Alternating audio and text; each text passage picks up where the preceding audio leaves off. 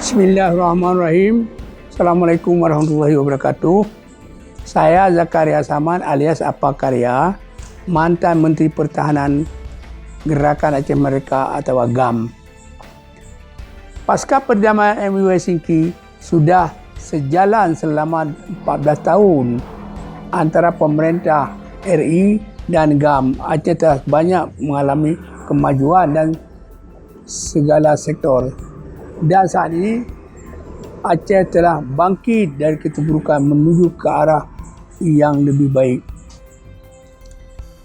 Referendum adalah tindakan inkonstitusional dan subversif yang dapat mengancam keutuhan negara Republik Indonesia kerana referendum tidak diatur dalam mekanisme perundang-undangan. Saya menghimbau kepada seluruh rakyat Aceh supaya tetap tenang dalam menyikapi persoalan referendum. Apa yang diucap sinetron politik Jakarta yang kaitannya dengan Pilpres 2019. Jangan ada lagi masyarakat dan tokoh Aceh yang membiasakan diri bermain dalam gendang-gendang yang memanfaatkan masyarakat umum. Mari kita jaga dan merawat perdamaian yang hakiki di Provinsi Aceh. Sekian, terima kasih.